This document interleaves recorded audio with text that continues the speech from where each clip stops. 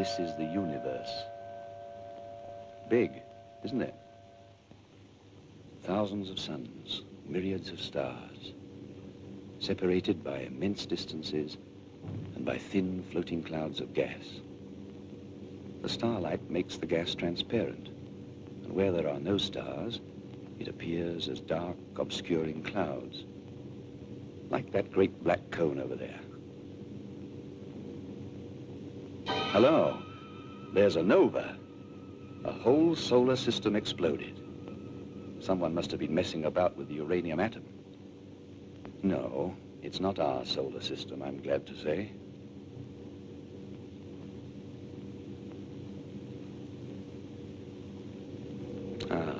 Those are called a globular cluster of stars. Rather fine.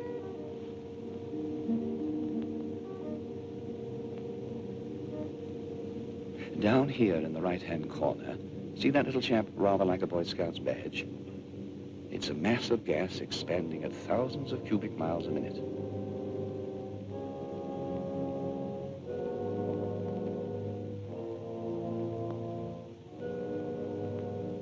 Here we are. We're getting nearer home. The moon, our moon, in the first quarter. And here's the Earth, our Earth, moving around in its place. Part of the pattern, part of the universe. Reassuring, isn't it?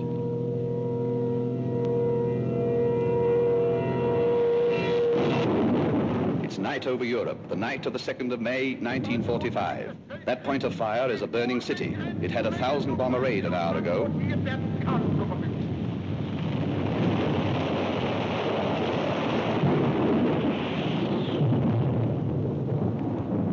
And here, rolling in over the Atlantic, is a real English fog. I hope all our aircraft got home safely. Even the big ships sound frightened. Listen to all the noises in the air. This was their fighting tower.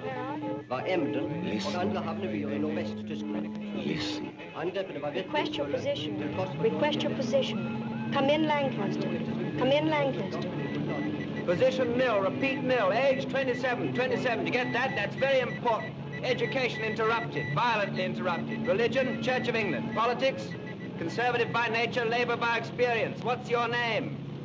I cannot read you. Cannot read you. Request your position. Can you see our signals?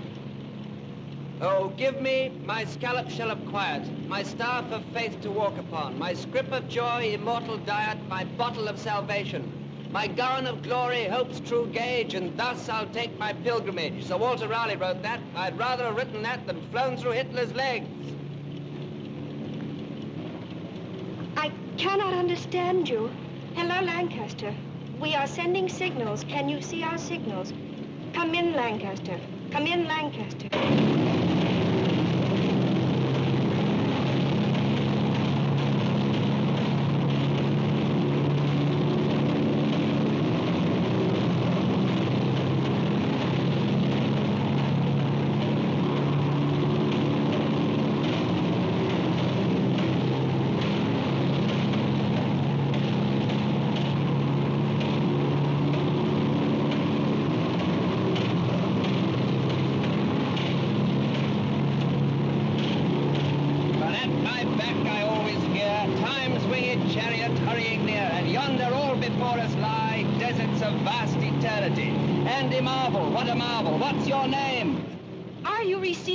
Repeat, are you receiving me?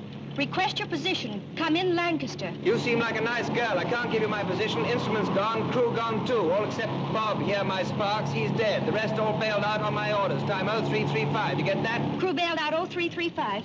Station Warrington, Bomber Group A, G for George. Send them a signal. Got that? Station Warrington, Bomber Group A, Apple, G, George. They'll be sorry about Bob. We all liked him. Hello, G, George. Hello, G, George. Are you all right? Are you going to try to land? Do you want to fix? The name's not G. George, it's P. Peter. Peter D. Carter. D's for David. Squadron leader Peter Carter. No, I'm not going to land. Undercarriage is gone. Inner port's on fire. I'm bailing out presently. I'm bailing out. Take a telegram. Got your message. Received your message. We can hear you. Telegram to my mother. Mrs. Michael Carter, 88 Hampstead Lane, London, Northwest. 88 Hampstead Lane, London. Tell her that I love her. You'll have to write this for me, but what I want her to know is that I love her very much. That I've never shown it to her, not really, but that I've loved her always, right up to the end. Give my love to my 2 sisters, too. Don't forget them. Received your message. We can hear you. Are you wounded? Repeat, are you wounded? Are you bailing out? What's your name? June. Yes, June, I'm bailing out. I'm bailing out, but there's a catch. I've got no parachute. Hello, Peter. Do not understand. Hello, Peter. Can you hear me? Hello, June. Don't be afraid. It's quite simple. We've had it, and I'd rather jump than fry. After the first 1,000 feet, what's the difference? I shan't know anything anyway. I say, I hope I haven't frightened you. No, I'm not frightened. Good girl. You Sparks, you said he was dead. Hasn't he got a shoot? Cut the ribbons, cannon shell. June, are you pretty? Not bad. Can you hear me as well as I hear you? Yes. You've got a good voice. You've got guts, too. It's funny, I've known dozens of girls. I've been in love with some of them, but the American girl whom I've never seen and who I never shall see will hear my last words. That's funny. It's rather sweet. June, if you're around when they pick me up, turn your head away. Perhaps we can do something, Peter. Let me report it. No, no one can help. Only you. Let me do this in my own way. I want to be alone with you, June. Where were you born? Boston. Mass? Yes. That's a place to be born. History was made there. Are you in love with anybody? No, don't answer that. I could love a man like you, Peter. I love you, June. Your life, and I'm leaving you. Where do you live? On the station? No, in a big country house about 5 miles from here. Lee Wood House. Old house? Yes, very old. Good, I'll be a ghost and come and see you. You're not frightened of ghosts, are you? It'd be awful if you were. I'm not frightened. What time will you be home? Well, I'm on duty till 6. I have breakfast in a mess, and then I have to cycle half an hour. I often go along the sands. This is such nonsense. No, it's not. It's the best sense I ever heard. I was lucky to get you, June. Can't be helped about the parachute. I'll have my wings soon anyway, big white ones. I hope they haven't gone all modern. I'd hate to have a prop instead of wings. What do you think the next world's like? I got my own ideas. Peter. I think it starts where this one leaves off, or where this one could leave off if we'd listened to Plato and Aristotle and Jesus. With all our little earthly problems solved, but with greater ones worth the solving. I'll know soon enough anyway. I'm signing off now, June. Goodbye. Goodbye, June. Hello, G for George. Hello, G. George. Hello, G. George. Hello.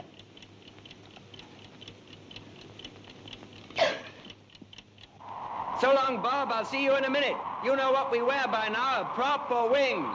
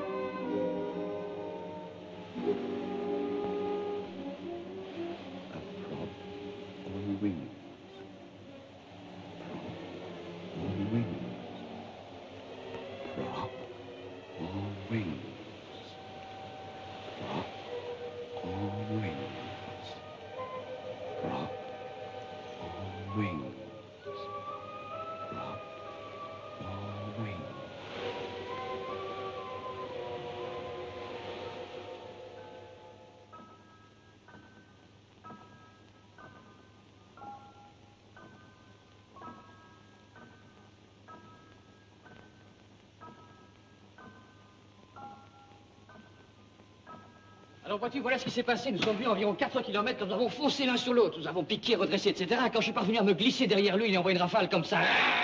Il a piqué, j'ai cru que j'avais touché, mais le salaud m'est revenu par derrière, il m'a refilé de s'échapper, il m'a touché à mort. Oh, bad luck, old boy.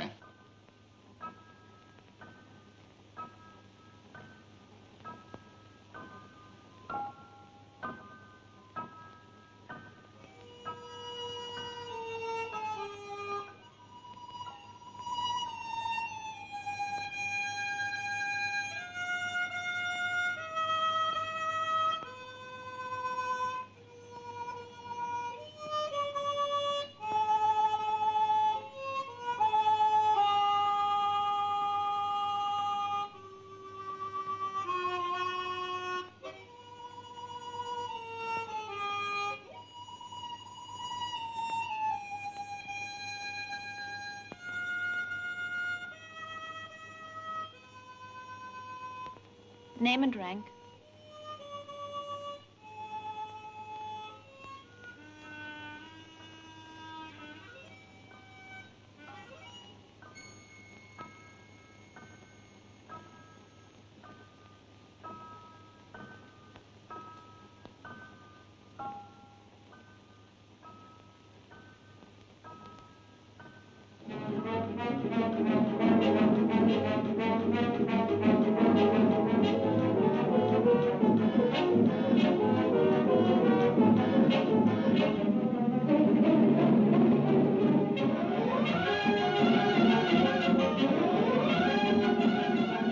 Come on, fellas, break it up. Spread out here. Room and bath. Oh, do you have USO shows here? No, we don't. Okay, we'll stay.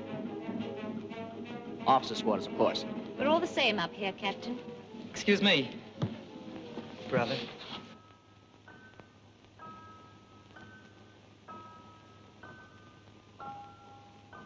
Take over. I wish I could make a phone call. From here, that'd be long distance. Flying Officer Trupshaw, Oh, I'm so sorry. you can't wait here any longer. You must be mistaken about your captain. Well, if anyone's mistaken, it's not me. Mistakes don't happen here. But this is the aircrew section, isn't it? You should know. Peter couldn't have got away with it. Besides, you checked his invoice for me, didn't you? Yes. It was against the regulations. Regulations are made to be broken. He was due here half an hour after me. This is his section, and he hasn't reported. So he's either AWOL or there's been a mistake. There hasn't been a mistake here for 1,000 years. Oh, so there have been mistakes. The girl that was here before me, she was here 640 years. Holy smoke! She said when the records don't balance, all the alarm bells start ringing in the records office. I bet they do. Proper flap, eh? Yes.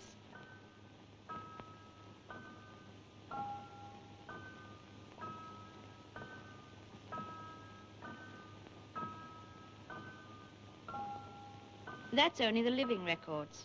Everyone on Earth has a file. Russian, Chinese, black or white, rich or poor, Republican or Democrat. Holy smoke. If anybody told me the clerks were working away up here, just like on Earth. Everyone here is allowed to start how they like. It's heaven, isn't it? You see? There are millions of people on Earth who would think it heaven to be a clerk. And don't say holy smoke. Why not? There's no smoke without fire. And we don't call smoke holy. Thanks for the gin, section officer. Boy, oh boy, home was nothing like this. Mine was.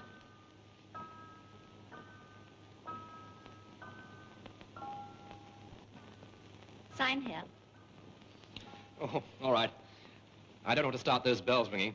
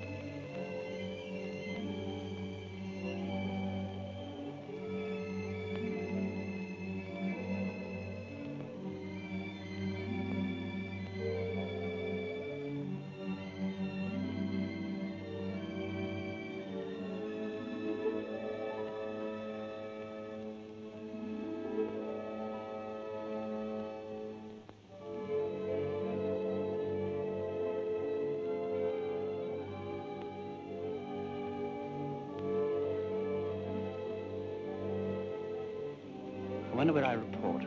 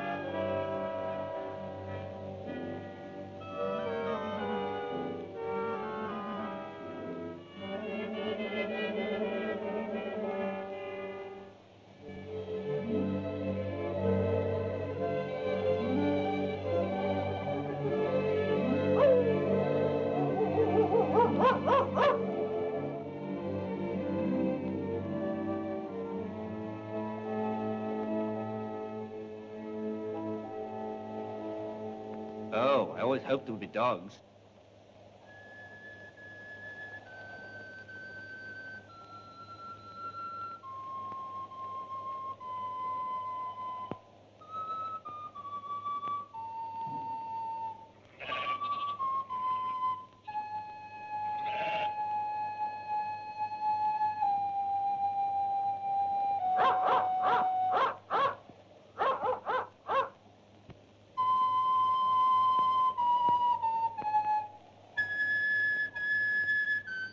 Good morning. Morning. Where do I go from here? Huh? I'm new. I only just arrived. Where do I report? You mean the aerodrome? Aerodrome?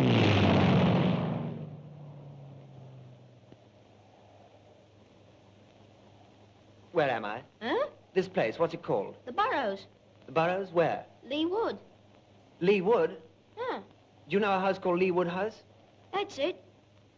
Where the smoke is, behind those trees. Is that the quickest way? There's a track from the beach.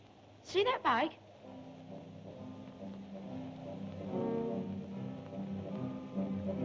Who is it? Dunno. One of the Yank girls. They live up at the house.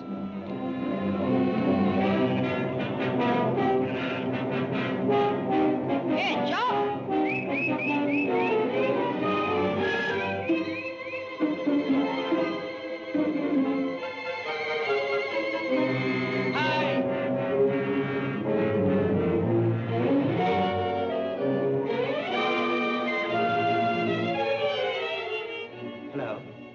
Hello yourself. What's wrong? You're June.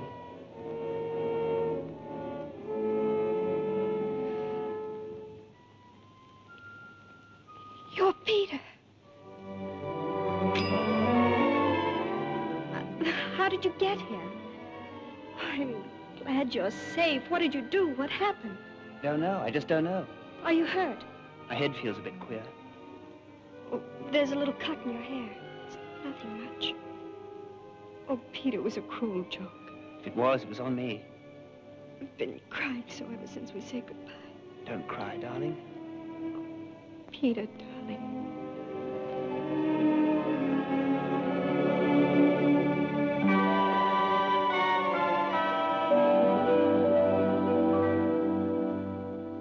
$91,716 invoiced, 91,715 checked in. Conductor 71? Madame, it could have happened to anybody. How did it happen? Everything was calculated, except for this accursed fog. The pilot jumped, he got lost in the fog. I missed it. Flying Officer Tropshaw.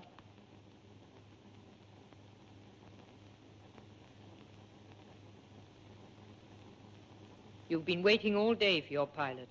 Yes, ma'am. You see, over the channel, we ran into this ruddy pea souper. Aha. Oh, excuse the language, ma'am. But really, it was so thick that you could have stepped out of the kite and walked about on it. Sacré brouillard. And he, the skipper, ordered everybody to bail out when we were over the coast. He knew his brolly, had been written off. He got a direct hit as he was bandaging me. But he didn't tell the others. I only knew about it because I'd bought it by then. I mean, I was dead. I understand. And I knew he'd be clocking in here, so I thought I'd stooge around and wait for him. This young lady is not to blame at all.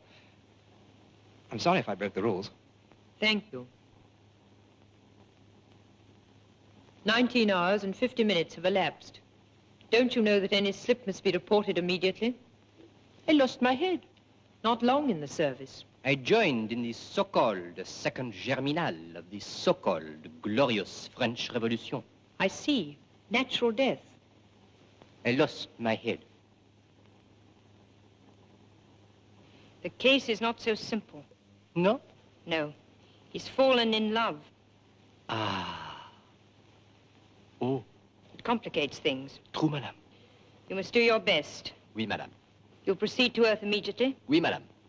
You'll explain your grave error to Squadron Leader Carter. Oui, madame. And ask him to follow you. Oui, madame. Wait.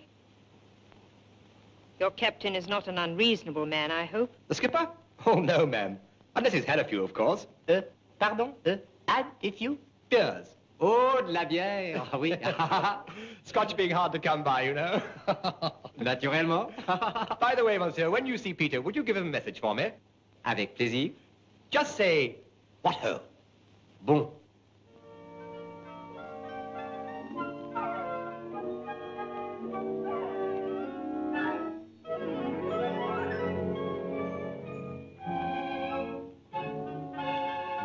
When he's starved for Technicolor up there.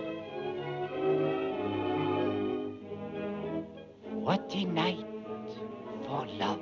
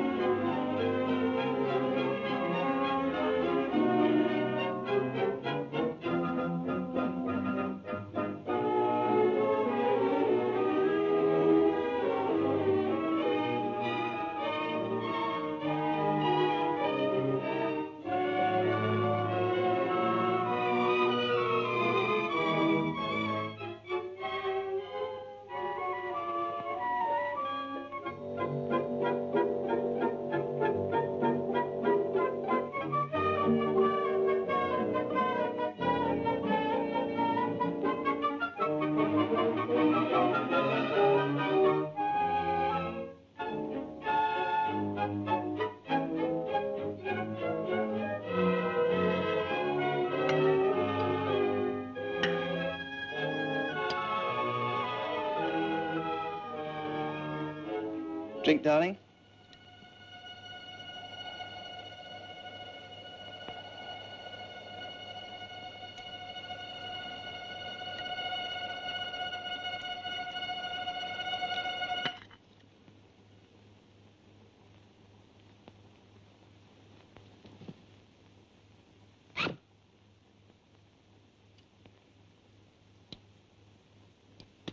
Mon ami? Evening. I think I keep these for a little. And how are you, my friend? I've never been better. June, wake. She cannot wake. We are talking in space, not in time. Are you cracked? Look at your watch. It has not moved since you said so charmingly, drink, darling. Nor will it move, nor will anything move until we have finished our little talk. It is only a trick. Who are you? We should have met yesterday at 0410, mon cher. Unfortunately, I missed you. Well, you couldn't have missed me because I wasn't here. Now, who the... I bring you a message from Mr. Trubshaw. Bob? Bob's dead. Oh, yes, he's dead. He says, what ho? Well, that sounds like Trubshaw. But he is dead, isn't he? En effet. But how? Why? Cannon shell. And what should happen to a man who jumps from his aircraft without his parachute? How do you know? But it is I who am telling you, my friend. It is I. Your time was up. But they missed you because of your ridiculous English climate. I am French. But what do you want now? You, my friend. What for? To conduct you. Where to? To the training center. Training for what? For another world. You don't mean... But, my dear friend, that is just what I do mean. Oh, this is absolutely fantastic. June! June! All right. And what if I refuse to go? But you cannot refuse. Your time was up. Now, by mistake, you overstayed by about, speaking in time, of course, 20 hours. The advantage was exclusively yours. You lost nothing, you only gained. What about her?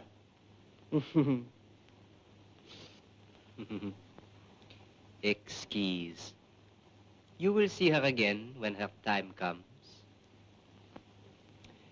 She will live to be 97. I looked her up in the files. I'm in love with her. But, my friend, what is love? The feeling of the moment. But I represent eternity, the law of this world and the other. Good, but what is law? Law is law. Yes, but law is based on reason. That is so. Now, yesterday, I wasn't in love. Today, I am. But, my friend, what is love? How many people are in love? Soldiers, airmen. How many sailors? Do they protest when their time is up? No, they don't. They have no right. Exactly. But I have. Why? Look, I've fallen in love because of your mistake. I'm in an entirely different position from what I was in last night. Then, I expected to die, I was ready to die, and it wasn't my fault that I didn't, it was yours. What kind of government do you represent? I do not represent any government. Well, what laws govern the place you come from? I am not permitted to express any political views. Well, if it's a respectable place, there must be a law of appeal. But, my friend, be reasonable. Appeal to whom? That's for you to find out. But this has never been done. Is that any reason why it can't be done now? You are determined to get me into the salad. And what about the salad you got me into? Now, look here. You don't want me to use force, do you? Well, you can always try. I think I leave you for a little. That's the form. I shall report for instructions. Now you're talking. And do not fall any deeper in love now. You have been warned. She is charming. You know, I think you're not a bad chap. Do you play chess? Yes? So do I. We could play every day. Some other time. Next time, perhaps. Au revoir, mon ami.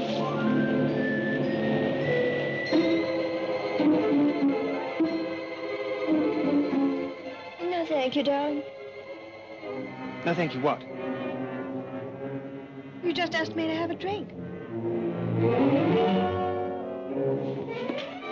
Did I?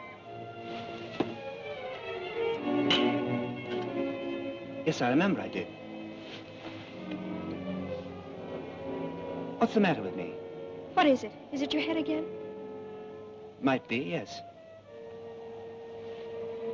An odd thing happened while you were asleep. I haven't been asleep. Didn't you hear us talking? No. Who was there to talk to? They sent somebody. They? Who are they? I don't know.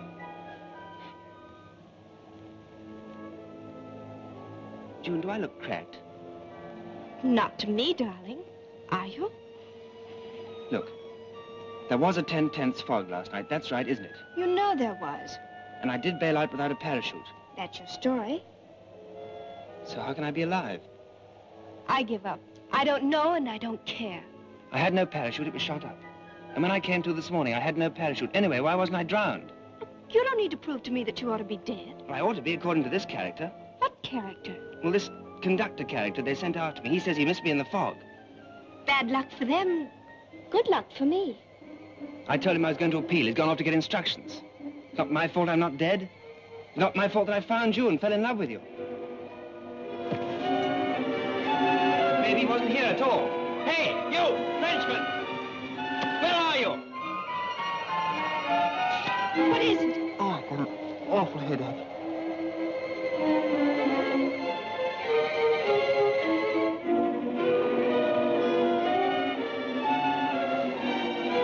June! June, you're there, aren't you? Yes, Peter, of course I'm here. I thought I'd lost you.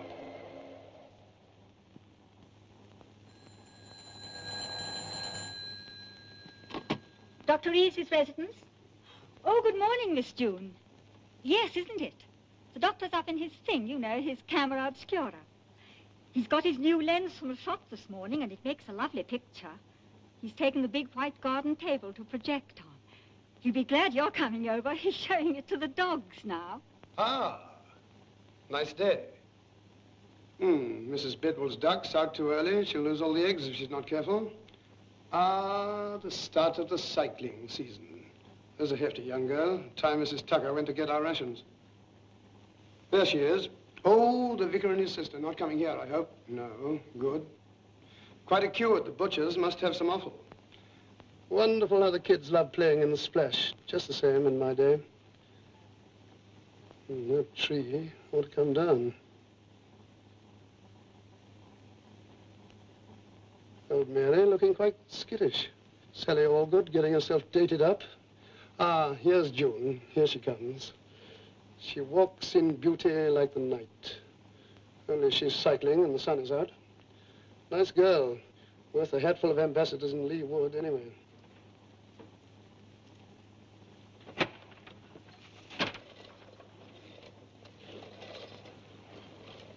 Come on up.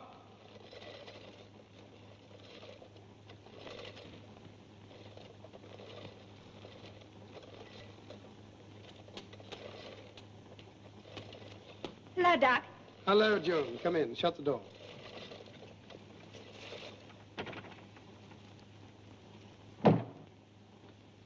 Surveying your kingdom? A village doctor has to know everything. You'd be surprised how many diagnoses I've formed up here. I love looking at the village from here. It looks so different. That's because you see it all clearly and at once, as in a poet's eye. I want to talk to you. So you said on the phone, but it's really none of my business. Dr. McEwen says it's right down your street. This is my street, a village street, and I'm a village doctor. Only because you like living in a village. Dr. McEwen says what you don't know about neurology would fill a peanut. I'm a good guesser. Your guesses are published by very famous magazines like that Brain I've seen in your library. Dr. McEwen says... I know what Dr. McEwen says. I had a talk with him on the phone this morning. Oh, did you? After I talked to you. This is really the ref's business. Carter should have rejoined his station today. I know. Anyhow, what's it got to do with you? Oh, I'm just interested. Oh, I see. But strictly speaking, he's a ref case. He's not a case at all. He's a person, a very fine person. And I want you to see him, Frank. I don't want just anybody mauling him about and asking him questions. I want you. I'm sure the RAF would say I know what the RAF would say. I had to talk to his CO this morning. Oh, Frank. And I had to talk to his group medical officer, too. Fortunately, he's heard of me. Oh, Frank. And if you'd done that earlier, I would have told you earlier, you can't go around the place kidnapping good-looking RAF officers just because you like the shape of their nose. It's not his nose, it's his voice. I fell for that before I ever saw him. He still believes that he bailed out without a parachute. Yes. And he has hallucinations? Mm-hmm. And during these bouts, does he go rather pale? Yes, he did. And he has headaches here. I think so. I don't know. You better ask him. But he definitely sees things. And hears. All right. Did you tell him he was talking rubbish? No. Quite right. He's not talking rubbish. He's talking very logically. Then he can't be in love. Bye. Frank? Yes? He has a very cute nose, too. I'll be over about tea time. Right.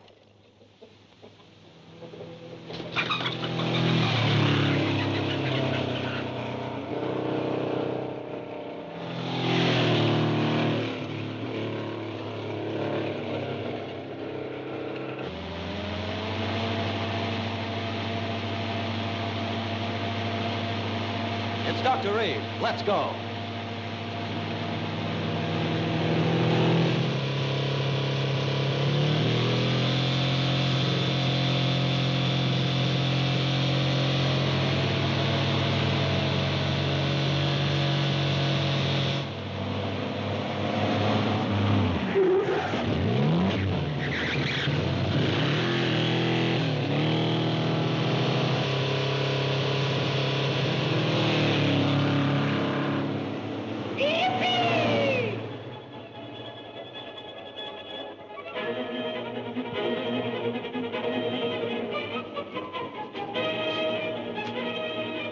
That's not the way to spell Shakespeare. Who are you, his agent? Spotted snakes with double tongue. Thorny hedgehogs be not seen. Newts and blind worms. Do no wrong. Do no wrong. Come not near our fairy queen. Ah, you can never bring in a wall. What say you, Bottom? Some guy or other... Oh, no, my dear Private Logan. Bottom's not a gangster. Now, watch me. Some man or other must present Wall, and let him have some plaster or some loam or some rough cast about him to signify Wall. And let him hold his fingers thus, and through that cranny shall Pyramus and Thisbe whisper. Now, try that, my boy. Can I do the business? Business as well, yes. Oh, brother.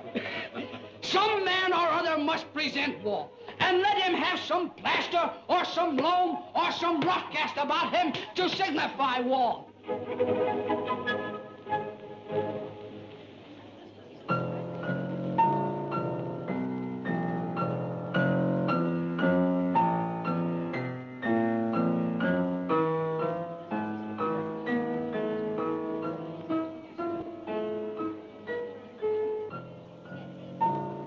Check.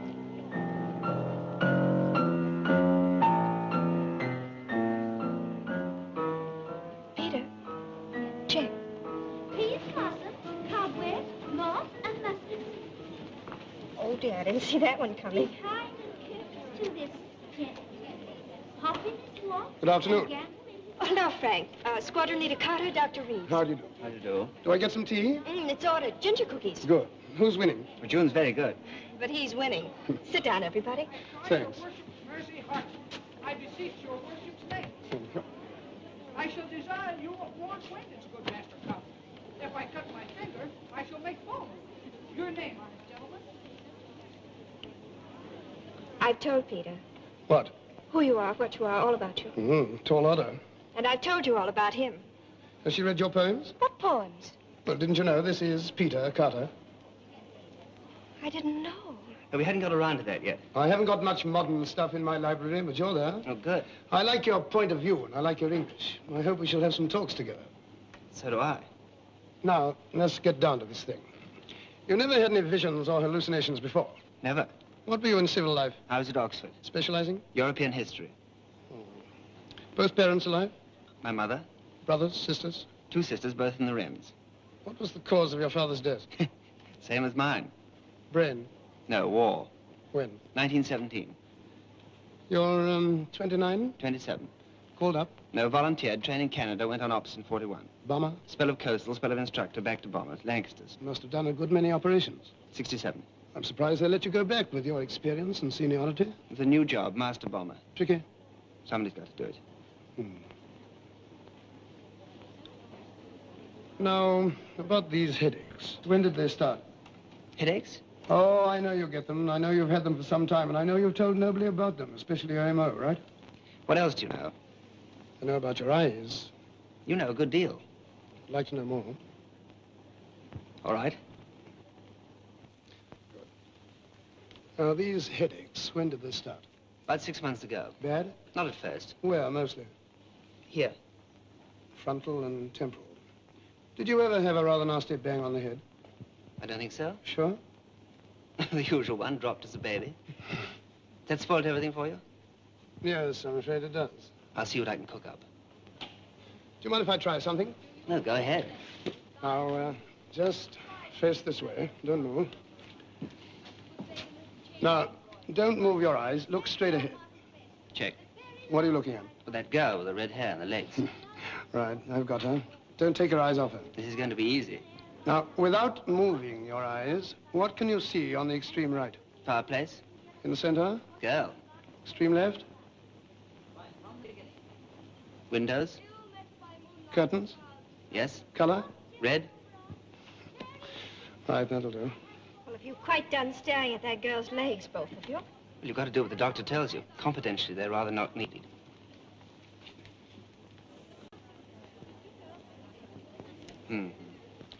Now, any loss of appetite? No? Nor of thirst? No fear. In fact, if anything, you've been eating and drinking rather more than usual. You've just been looking at my mess bills. And you've seen something? Someone. Clearly? As clear as I see you. Have you had a similar hallucination before? No thanks. Tell me, do you believe in the survival of human personality after death? I thought you said you read my verses. Do you? I don't know. I've never thought about it. Do you? I don't know. I've thought about it too much.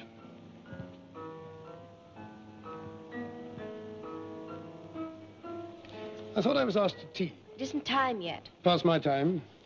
One last question. It may sound silly, but, have you imagined recently that you've smelt something that couldn't possibly be there?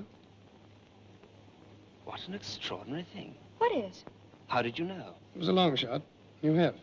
Yes, but it was so silly I would never have told you. It's important. It might explain everything abnormal that you've seen and heard.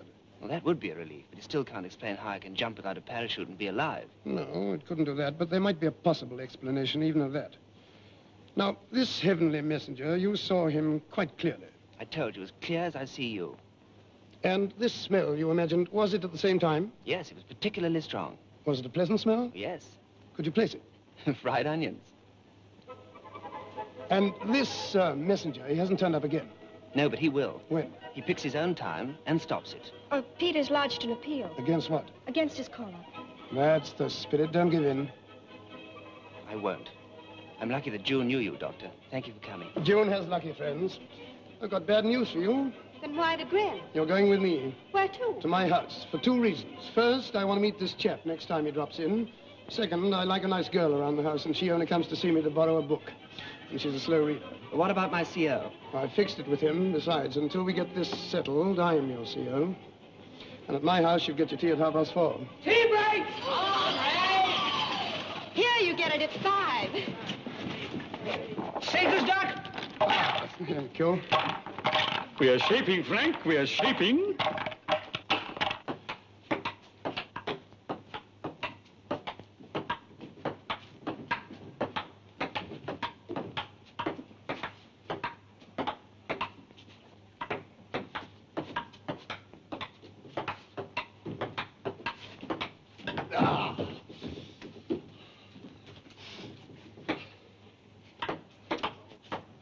Ha! Turn it on.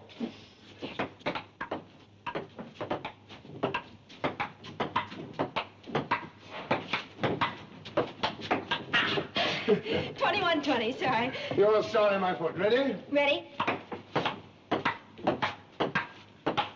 Nearly.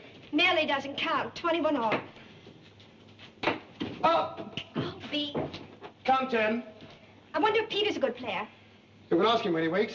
Well, he's been asleep nearly 2 hours and a half. He'll wake at 11. How do you know? I gave him a tablet. Well, how can you tell exactly? Oh, I can't tell exactly, but I know the patient. But do you know him? I think so. Well, then tell me something about him. Are we playing table tennis or are we not? Right, your serve. Right, ready? Ready.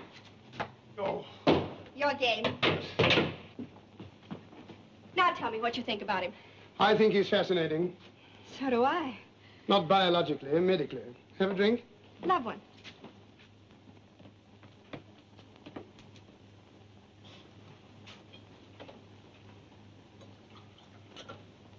What do the books say, Doc? I see a dark stranger in his life.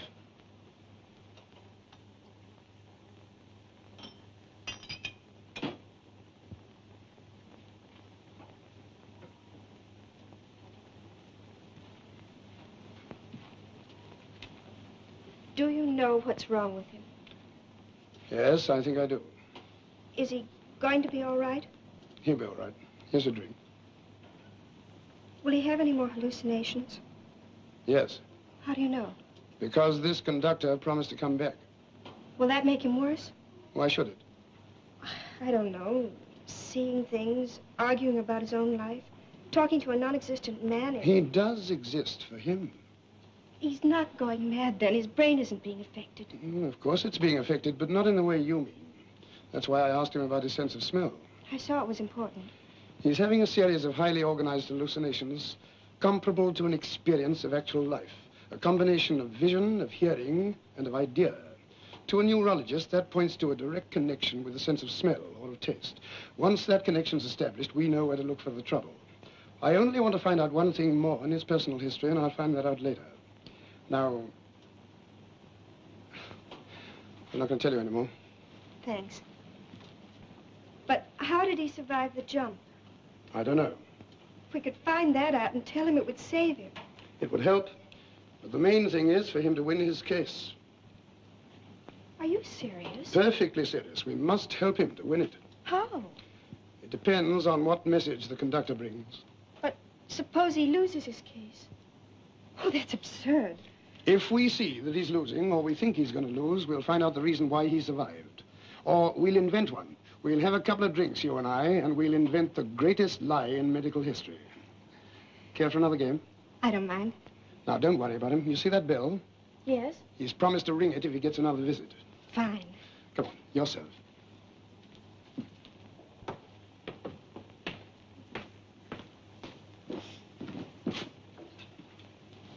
Ready? Mm-hmm.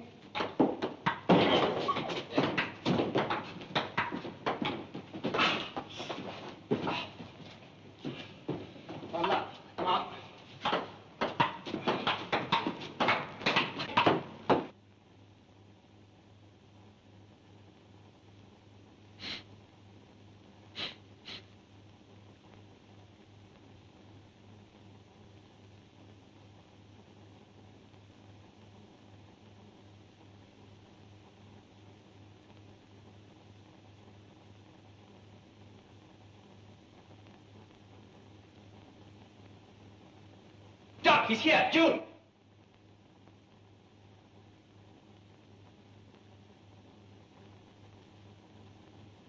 Doc!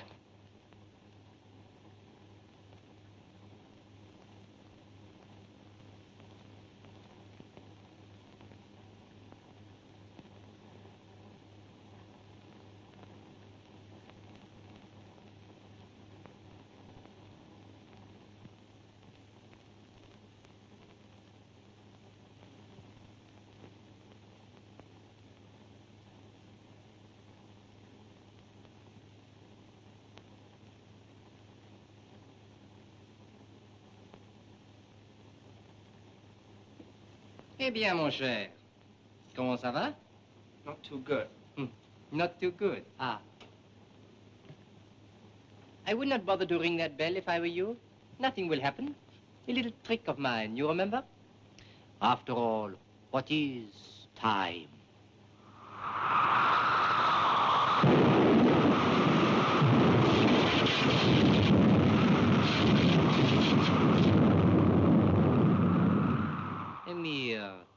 Tyranny?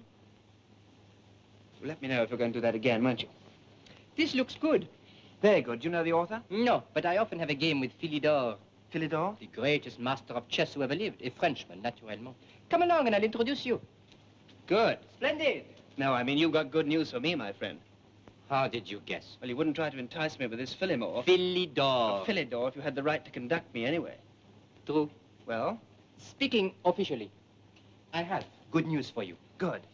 You are to be allowed to appeal to the High Court. Splendid. The trial will be a full-dress affair. Très chic. In 3 days to give you time to prepare your case. Better and better. Do not be too pleased. Why, is there a catch? The prosecuting counsel. Of course, I am not permitted to offer advice or give a personal opinion, but... Well, who is this prosecuting counsel? Be prepared. For what? A shock. Well, come on, tell me the worst. Who is it? Abraham Farlan. Come again? Abraham Farlan. Well, I never heard of him. No? Never in my life. He lives in Boston. I've never been in Boston. Massachusetts. I've never been there. Abraham Farlan died in Boston in 1775. Does that date convey anything to you? Lexington, Concord? Exactly. You are good at history. The American War of Independence. Oh, he was killed? By a British bullet. Oh, he might be prejudiced. He hates your guts. And he hates the guts of every Englishman. And particularly, he hates this little affair with a Boston-born girl. It's not a little affair. A big affair. He will hate even more. All right, I'll appeal against it. It will be no good. After all, we had to choose a good man. The honor of the department is at stake. No, what you have to do is to choose a good man for yourself. As defending counsel? Precisely. Can I choose anybody? Anybody in the other world? Anybody who has ever lived upon Earth? Everybody is at your disposal. You can choose me. That would suit your book. But do not waste any time. Abraham Farlan is piling up his case already. You can choose Socrates. You can choose William Pitt. You can choose Henry VIII. Oh, Madame du Barry. She knows all about love. Rather a one-track mind. You are a good chess player. Philidor. I'll think it over. By the way, I'd like to borrow this. It's not mine. It belongs to the doctor. Oh, doctors. What about them? They give me a great deal of trouble in my job.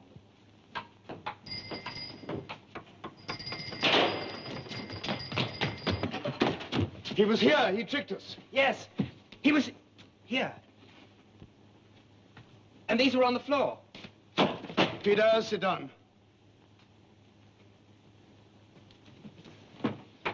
Now, look up. You've been doing some hard talking. I have. I hope you didn't give in to anything. No. That's the spirit. Do you think I could stay overnight, Frank? Yes, I'll tell Mrs. Tucker. I don't need anything much. Now, let's see. I'll tell Mrs. Tucker you're staying. Dr. Reeves. Yes? Can I stay in here? I want to be near these books. Of course, I'll fix up a camp there. Great news, darling. What, sweet? I'm to be allowed to appeal. Really? Oh, June, I don't want to leave you. Darling, why should you leave me? Everything will be all right. Well, if I can get a good counsel. Of course you will. It's very important. I don't want to lose you. Darling, I don't intend to let you go. No one can take you from me. I won't let them. Well, it's no good. You see, a judgment against me will be backed up by all the power of this world and of the other. Drink this. Peter's got the right to appeal. Splendid. Did you smell anything? Yes. The same? Fried onions? Yes. Good. Drink that up. Any headache? You can tell me tomorrow what he said. No, he said... Good heavens. What is it? He got my 100 best games. What? Harlequin's chess book, 100 best games. You sure? Absolutely certain. He had it in his hand. What a nerve. A bit cool. Now, how about getting to bed? Now, I want to talk to you first. It's important. No, not now. Have a long sleep. Tomorrow you'll feel as fresh as a daisy. It's about my counsel. I don't think you believe a word of what I say. Of course we do. My dear friend, here on Earth, I'm your defending counsel, and as your counsel, I believe everything you tell me.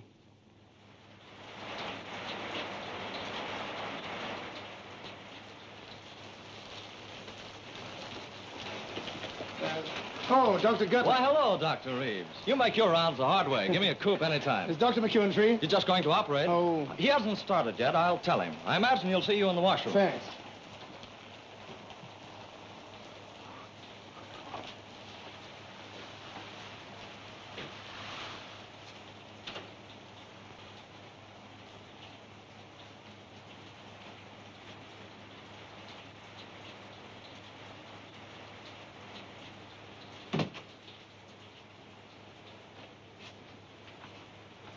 Hello, Frank. What's new?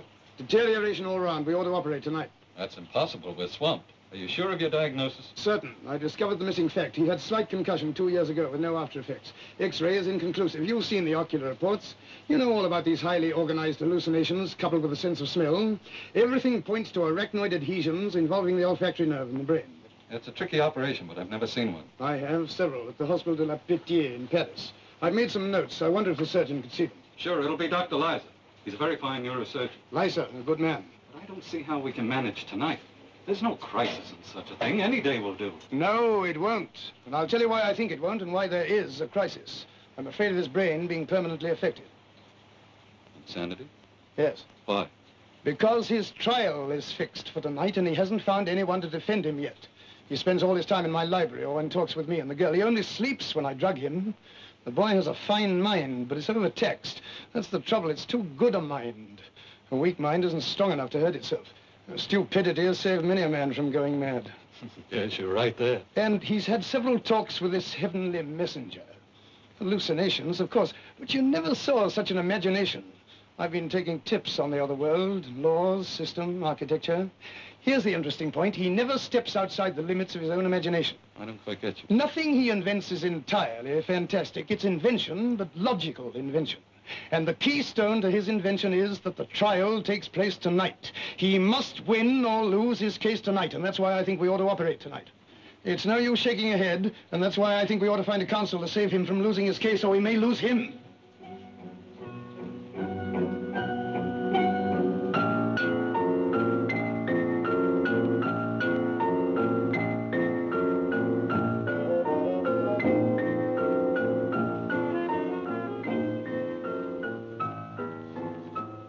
What about him? Lincoln. No, it's hardly fair to drag him in. I don't believe he'd be prejudiced. Plato. How would you like to be defended by Plato? Nobody knew more about reasoning than Plato. He was 81 when he died. He might be too old to think love important. Do you think so? Anyhow, Plato had very elementary ideas about love. Besides, didn't he quote Sophocles when somebody asked him if he was still able to appreciate a woman? What did the old boy say? Well, he said, I'm only too glad to be rid of all that. It's like escaping from bondage to a raving madman. These Greeks, cold as their marble. Now, if he had been French, Richelieu, for example, irresistible at 80. How about Richelieu?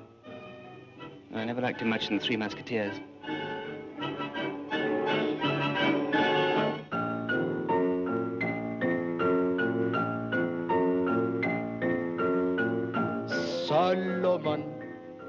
Solomon. No. Mais tonnerre de Dieu, who do you want? You have only a few hours left. Look, it sounds a grand idea to have all these great men to choose from.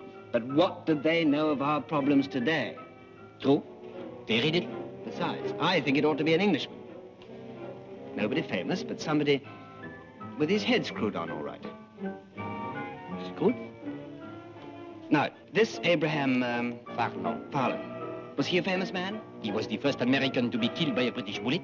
No, I don't mean that. I mean, was he a great philosopher or statesman? He was a school teacher. There, you see.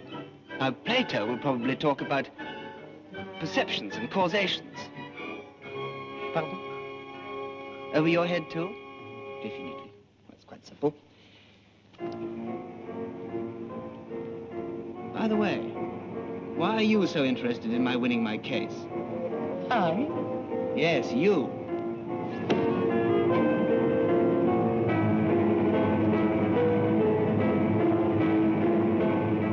And why am I being taken up this stairway? I'm not being taken for a ride, am I, by any chance? What a suggestion. Oh, take that bit of barley sugar away. I don't like it. I don't like your suggestions. I think I'll go back before it's too late. Peter! Peter! Peter! Peter! Peter, ne soyez pas bête! Peter! Peter, come back! Peter!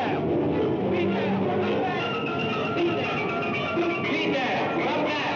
Peter! Peter, come back! Peter, come back!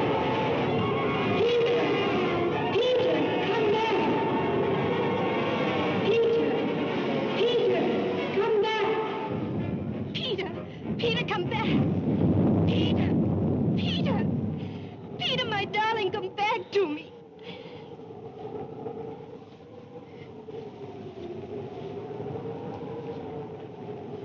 He almost got me.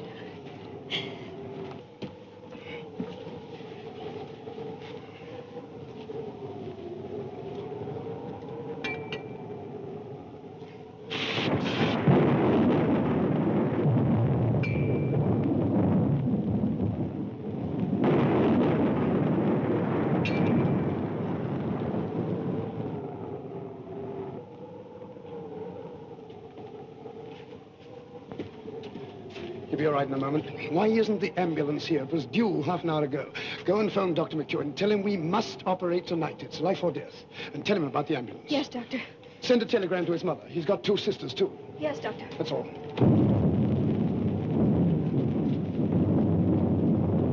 Peter? Where's June? Phoning. Back in a moment. He almost got me. I know.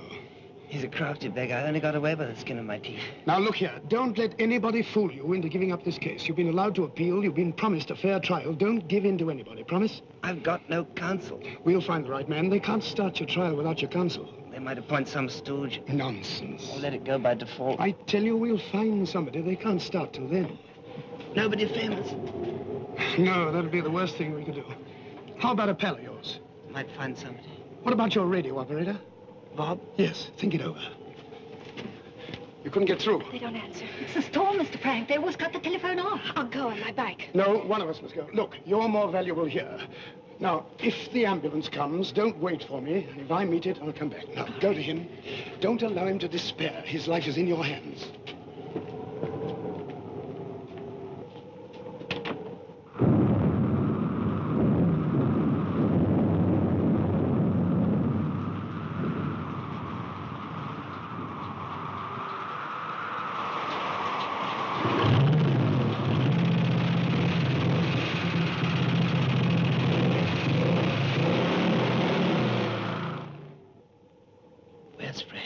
He won't be long, darling.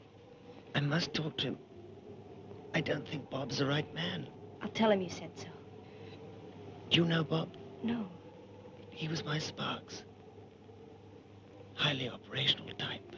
We'll find somebody. Time's nearly up. Frank will come up with something. I wish he'd hurry.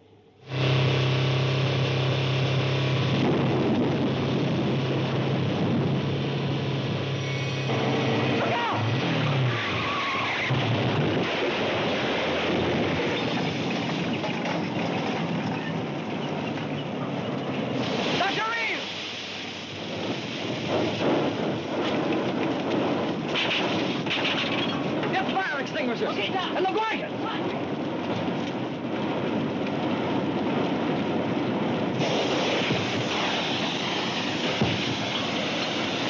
The hell is that? Watch the road.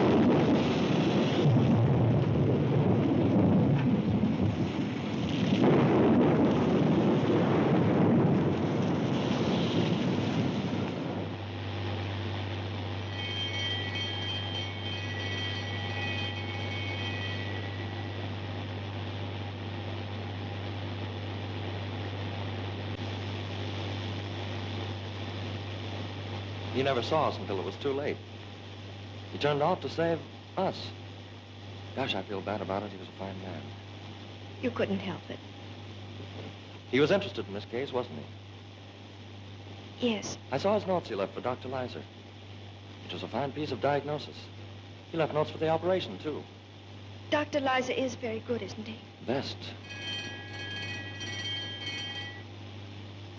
Frank. I'm here, darling. Where's Frank? He's gone ahead.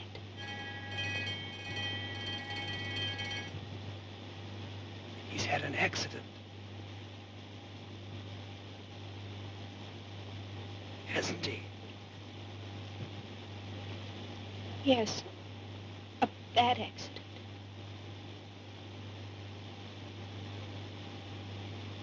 Is he dead? Yes. He's dead.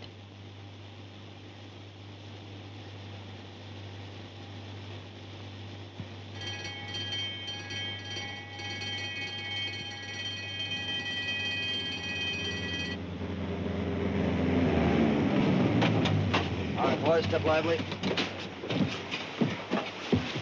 Okay, Doc. And easy. All right. Easy on there. All right, Johnny, take it away.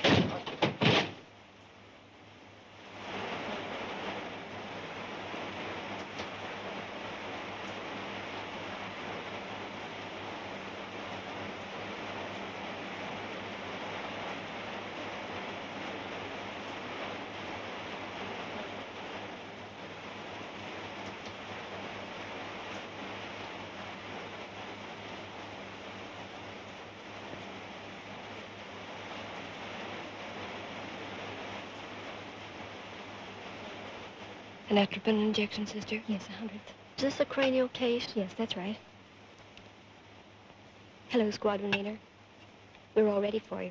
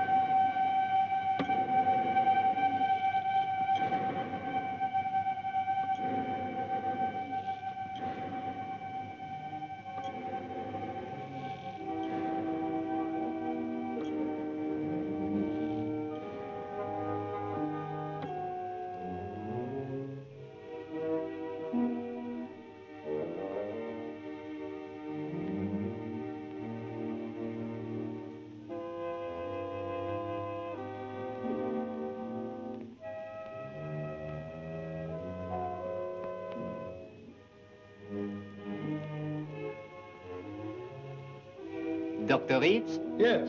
Permit me to return your book. Oh, Aha! So it's you. I will introduce you to Philidor. Cher colleague, this is a special case, Contropopine. I will undertake to deliver Dr. Reeves. As you wish. Merci. Be of good cheer, friend. Thank you. One of the best men in the service, a compatriot of yours. What's his name? Oh, John... Bunyan, yes, of course. And how is dear Peter? Oh, he has a fighting chance. Uh-huh.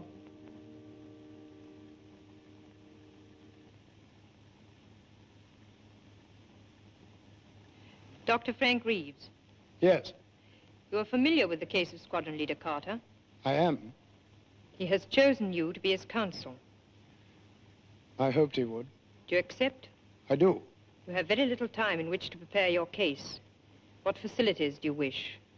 I should like to see my client and get his instructions. And I subpoena Flying Officer Trubshaw as a witness. Certainly. Conductor 71, you will take Dr. Frank Reeves to Squadron Leader Carter.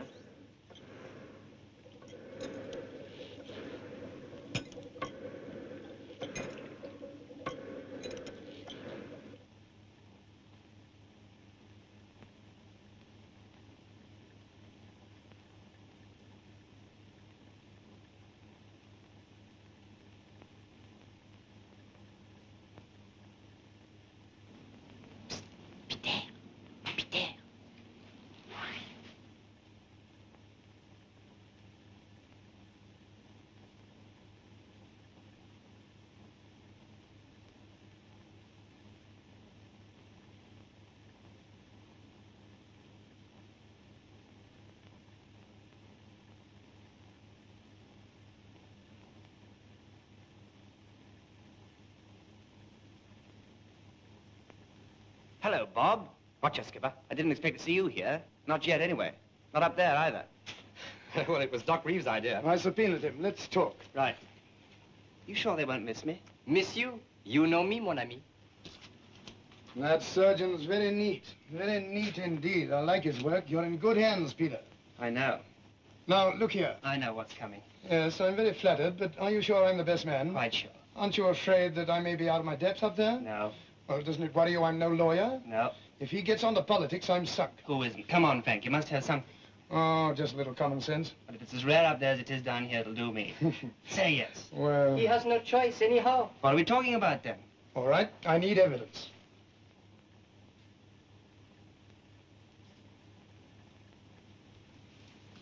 Look at her. Holy smoke. What? She looks like a nice girl. She is a nice girl. Hardly your type, Skip. I've fallen in love with her. Her accent is foreign. It sounds sweet to me. We were born thousands of miles apart, but we were made for each other. That's an excellent piece of prose. Sorry. Nothing to be ashamed of. May I kiss her, just in case, you know? Okay, you may, but she will not know it. Doesn't matter. Oh, he's English. What is the good of kissing a girl if she does not feel it?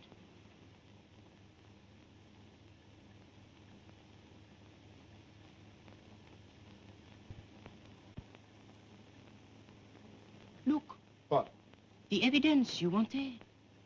The tears. Oh, I wish I could take one with me. You are counsel. You can do as you wish. I say, why don't we wrap it up and take it with us? Permit me.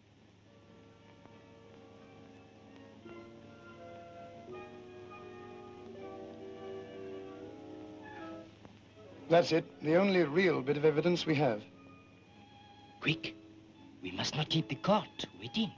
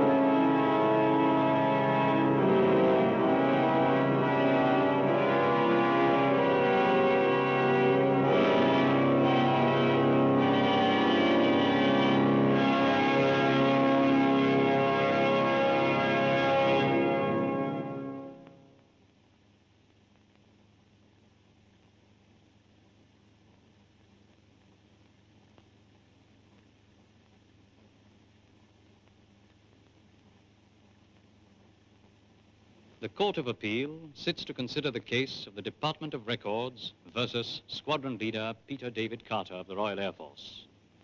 He claims negligence and superior rights and responsibilities arising out of that negligence. He is appealing for remission of the date of his term on Earth and for a reconsideration of his case. It has been decided to allow this appeal. It is for the jury to decide whether it shall be successful. Owing to the interest aroused by the case, there is an unusually large audience. We can, of course, seat everyone who wishes to be present, but the front rows have been reserved for those who have a special interest in the case. Members of the jury, do not allow yourselves to be influenced by anything but the facts and by your conscience. You will have every assistance from the court to help you to arrive at your verdict. The counsel for the prosecution will take his place.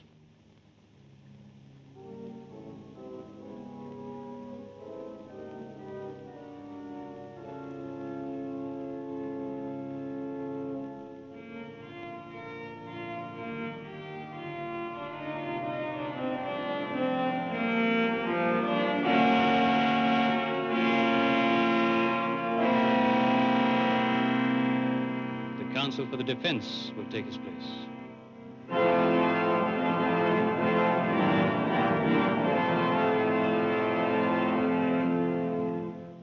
I call upon the prosecution to open the case. Your Honor, members of the jury, this case has 3 issues. Peter D. Carter, an Englishman, should have died on the 2nd day of May, 1945, at 10 after 4 of the clock, British double summer time. Due to an oversight which I hasten to state is contrary to the traditions of a great service, the defendant did not die. Therefore, issue number 1, who is responsible? When summoned to report some 20-odd hours later, the defendant refused to accompany Conductor 71, giving as his reason that in the time which he had borrowed, he had accumulated new responsibilities of an allegedly important and permanent nature.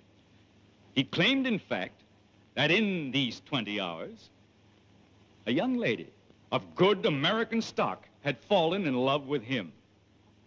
Therefore, issue number 2. Are we to believe this?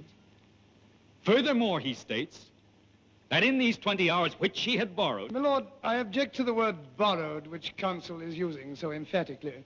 To borrow means to get temporary use of something, to use something without being the true owner. My client didn't get, he was given the 20 hours in question. He didn't use something without being the true owner. He was the true owner of his own life. The next points are, is this young Englishman in love with this young lady of good American stock? And even more important is she in love with him? Why do you stress their nationalities? Very important, sir. Extremely important. Why? Because we are talking of love, sir. It can happen, you know, between an Englishman and an American girl. And, vice versa? Possibly. But what are these love affairs, Dr. Reeves? Men and women, thousands of miles away from home, away from the love they left behind. Minute sparks instead of scorching flames. Fading, shabby wigs instead of the rich gold of a woman's hair. The love of the moment, Dr. Reeves. Do I call it love? Once in 1,000 times, perhaps. And how many ended in lasting marriage? 1 in 10,000. My case, sir. That, sir, is for you to prove. When in the course of human events our men and women came to your country as your allies, it was not to become your prisoners. Sir, may I bring you up to date? We're living in the 20th century, not in the 18th. May I bring you up to date, sir? We are not alive at all. Good point. And I am up to date, sir. I've been watching you English from upstairs, your wars, your politics, your busyness, from the tax on tea in 1766 to a certain report on England by 5 members of the United States Senate in 1944. The defendant has nothing to do with tea, nor senators. But other Englishmen had, sir. Is Peter D. Carter what you would call a good Englishman, sir? Yes, sir. Do you see this glass? Out of it, Benedict Arnold drank the health of King George III. Does it break because it is faulty or because it is glass? Can I tear this piece of paper because it is defective or because it is paper? We are all as God made us, sir. But our ancestors had a deal to do in the shaping us as well. I quite agree. The jury will please note that. My lord, may I ask where Mr. Fallon's grandfather was born? Your Honor, the question is irrelevant. Could it have been in England? You need not answer that question, Mr. Fallon. But I prefer to answer, Your Honor. My grandfather left England, sir, because he didn't like it. And Granddad would have liked it even less today. Listen.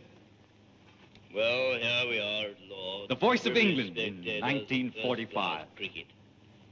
And here let me say that the weather is much more like cricket weather now. It stopped raining, players been resumed, and the crowd of, I should say, about 50,000 people have discarded their Macs and umbrellas and settled down to enjoy the game, which to people all over the world is perhaps more truly representative of all that's typically English than anything else. Do you admit that this is an English voice, sir? That was Wally Hammond, who played a delightful forcing shot off Miller.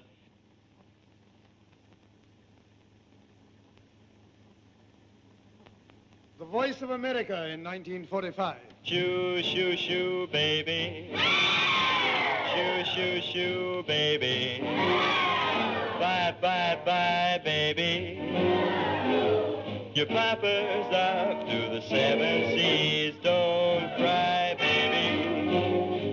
Don't sigh, baby. Bye, bye, bye, baby. When I come back, you'll have a life for me. I don't understand a word. Nor do I. Say goodbye this way. But for England, I'm ready to call John Donne, Dryden, Pope, Wordsworth and Coleridge, Shelley and Keats, Tennyson, Bridges. And Milton and Shakespeare. I concede your point. And you've already called Peter Carter. Is he a poet? He will be if you give him time. We are here to decide, that's it. I can't deny it.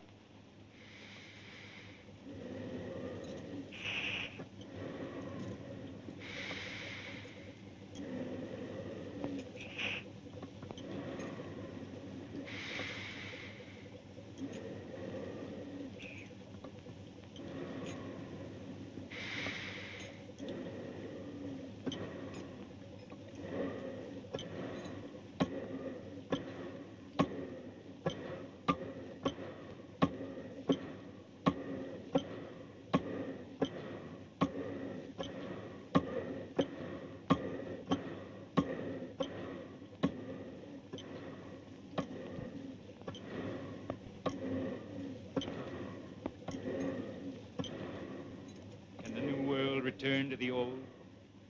Should the vibrant humor of a young American girl be stifled in the pages of Punch? Should the swift tempo of her life be slowed to the crawl of a match at cricket? Should her accustomed native comfort perforce conform to England's warm drinks, cold rooms, drafty windows, smoky chimneys, faulty plumbing? 2 million houses have no windows at all, and frequently the roof and walls have gone with the windows. My lord, I submit that this court is concerned with the life and death of Peter Carter, not with past history or present plumbing. Hear, hear! But Peter Carter's character, sir, like every other human being, has been formed by circumstance, by a chain of circumstances. As Benjamin Franklin said, for want of a nail, the shoe was lost. For want of a shoe, the horse was lost. For want of a horse, the rider was lost. For want of a rider, the message was lost. For want of a message, the kingdom was lost. And all for the want of a horseshoe nail. You've heard of Benjamin Franklin, sir? I beg you, in George Washington's words, labor to keep alive in your breast that little spark of celestial fire called conscience. That could not have been said by an Englishman, sir. What was George Washington? Conscience, Mr. Fallon. Are you insinuating, sir, that something is wrong with my conscience? I am. Your Honor, I protest. I'm only trying to give a full picture of this case to the jury. You are trying to prejudice the jury, sir. I see that they've been selected from many races, creeds, and nationalities. I cannot believe them interested in ancient grudges against Peter Carter's ancestors, nor in present grumblings about drafty windows. I don't need to prejudice the jury, sir. They're already prejudiced against your country, and with good reason. You can't pick a jury that isn't. Look closely at the distinguished members of the jury, sir. The first member is... Jean-Marie Barrault, French. Has any century passed without war between England and France? The second member is... Gregorius Johannes Boonshuyer, burger van Transvaal. The Boer War, Dr. Reeves. The third member is... Ivan Bedny, Ruski. What? I'm Russian. The Crimean War, Dr. Reeves. And you, sir? Chanjiming, Peking. Don't forget England's attack on China in 1857, occupying unprotected Peking. And you, sir? Rara Tejpailal from the Punjab. Think of India, Dr. Reeves. Think of India. And you, sir? You are? James Monaghan, Irish. Choose a new jury anywhere, Dr. Reeves. It will always be prejudiced against your country. My lord, I wish to take counsel for the prosecution's advice. I challenge the jury and request that a new one be chosen. Chosen from where, Dr. Reeves? Mr. Fallon said from anywhere. Except from England. Why not from England? Where else in the world have the rights of the individual been held so high? In America, sir, where these rights are held to be inalienable. I doubt if you have more practical freedom in America than in England. An Englishman thinks as he likes in religion and politics. It isn't what a man thinks and says. It's when and where and to whom he thinks and says it. A man with a flint and steel striking sparks over a wet blanket is one thing, but striking them over a tinderbox is another. An American baby sucks in freedom with the milk of the breast at which he hangs. A man can see further, sir, from the top of Boston State House, and see more worth seeing than from all the pyramids and turrets and steeples of all the places of the world. No smoke, sir. No fog, sir. And a clean sweep from the outer light and the sea beyond to the New Hampshire mountains. Yes, sir. There are great truths, higher than mountains and broader than seas, that people look for from the tops of our hills. America, sir, is the only place where man is full grown.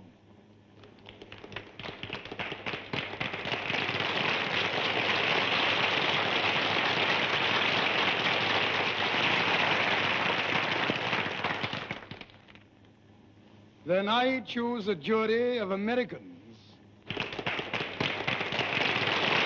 Of Americans, sir, selected from every walk of American life. If there is one who has fought in the wars of independence, I want one who has fought shoulder to shoulder with us against our common enemies in this century. If the third has a mind that can only think 170 years back, I want the fourth to be thinking 170 years ahead. I cannot deny that I hope, no, that I know that this jury will be prejudiced in favor of my case.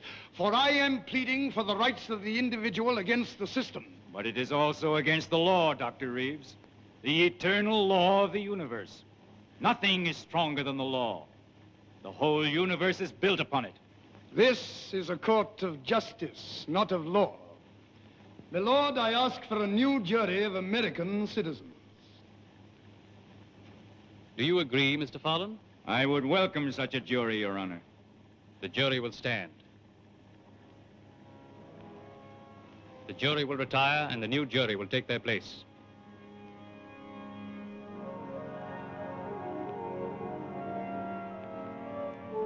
Robert Dupont, American citizen.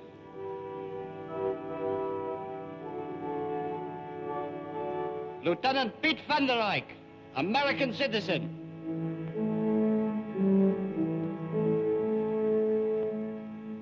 Alexander Barbarno, American citizen.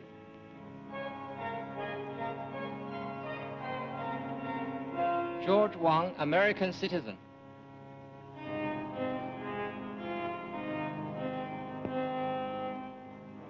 Jefferson Lincoln Brown, American citizen. Patrick Aloysius Mahoney, American citizen. The jury will be seated.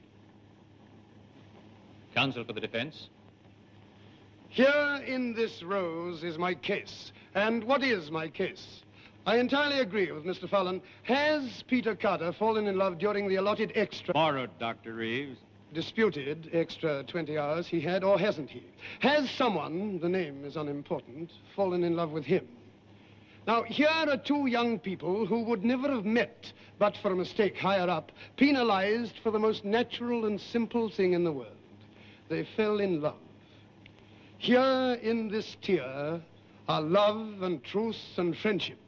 Those qualities and those qualities alone can build a new world today and must build a better one tomorrow. That is my case, and upon it I demand a verdict that Peter Carter shall live. Your Honor, we all feel that the defendant and this young girl should be given a chance to be heard. My lord, nothing is impossible.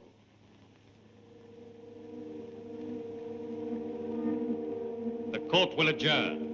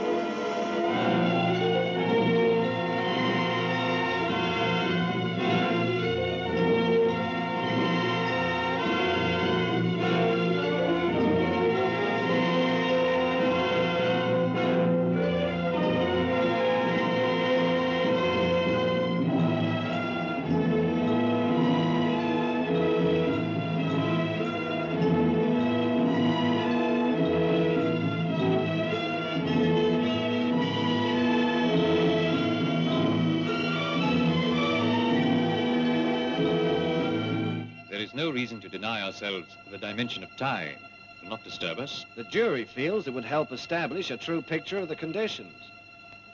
Very well.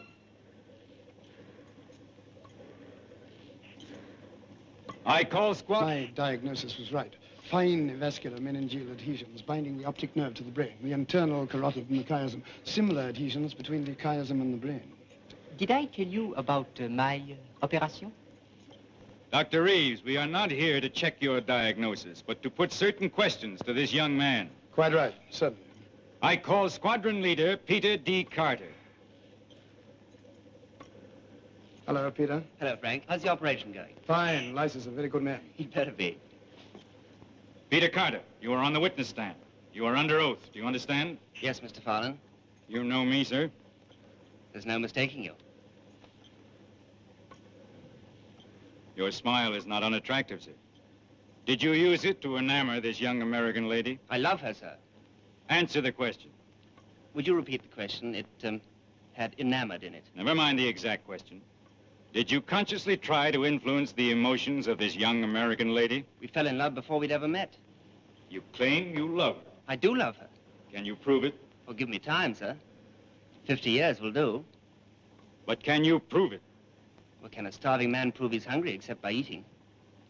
Would you die for her? I would. But I'd rather live.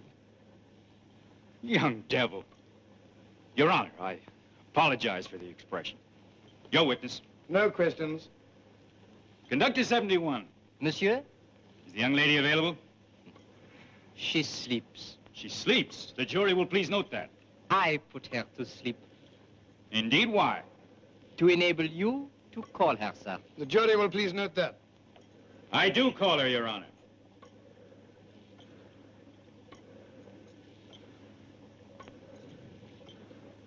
You are before the High Court in the case of Peter Carter. You have been called as a witness by the prosecution. You will tell the truth. This gentleman is counsel for the prosecution. Child, where were you born? In Boston, sir. You know this man? I think so. You think so? I only met him a few days ago. You hardly know him. How can you think you love him? But I do love him. Nonsense, my child. I object. Counsel will withdraw the expression. It's all right, Frank. He's right. There's no sense in love.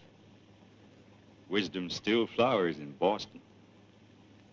Can you prove that you love him? How can I? Would you be willing to die for her? Yes. Would you take his place in the balance sheet? Yes. Don't believe her. Would you? My lord. Stand aside, sir. You've got no right to How dare you address me like that? Peter, you must obey. Well, of all the dirty tricks. This is contempt of court. I'll have you committed. Commit away. Don't answer any more questions. Do you realize that by this attitude, you've forfeited any chance of winning your case? All right, but you won't get June as well. Your Honor, members of the jury, I'm afraid he really does love her. Your witness. June, you know me well. Do you trust me? Yes, Frank, I trust you. It is absolutely necessary that you take Peter's place in the other world. Have you gone mad? If you really love him, June, step onto this staircase and come with us. You are mad. It is the only way to prove your love. I do love him. You shan't go. My lord, I ask the court to restrain him. Granted. June.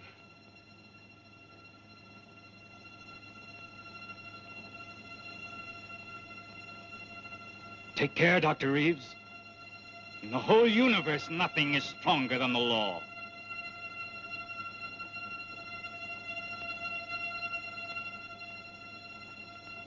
Goodbye, darling.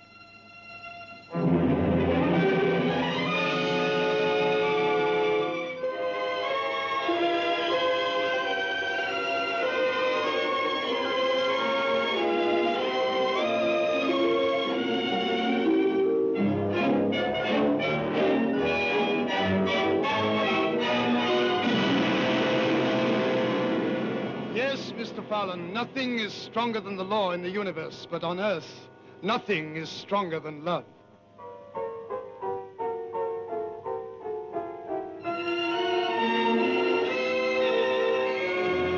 Members of the jury, as Sir Walter Scott is always saying, in peace, love tunes the shepherd's reed. In war, he mounts the warrior's steed. In halls, in gay attire is seen. In hamlets, dances on the green. Love rules the court, the camp, the grove, and men below and saints above. For love is heaven, and heaven is love. Will you please consider your verdict? Case for the defendant, Your Honor. Bravo! The appeal is granted. There now remains the new date on Squadron Leader Carter's file. Will both counsel approve it? Does that satisfy you, Dr. Reeves? Very generous, my lord. Do you agree, Mr. Fowler? Isn't that a little too much, Your Honor? I agree.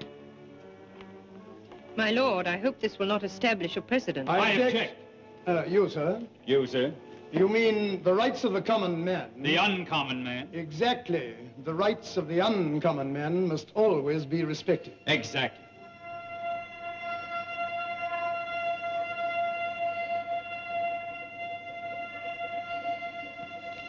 Keep his head flat and between sandbags. I've written him up. Tell him this. I'll send the notes down.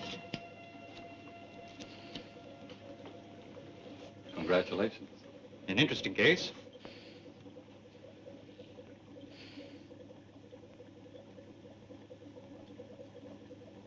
Peter, don't forget your book.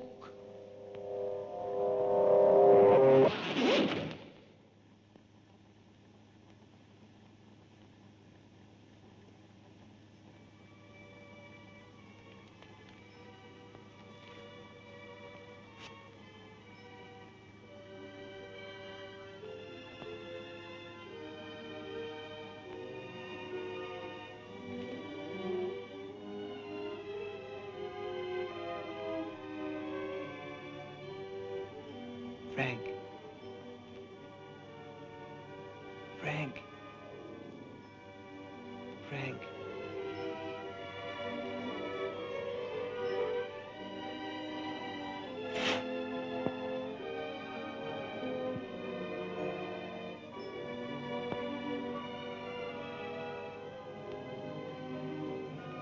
Hello. Hello. We won. I know, darling.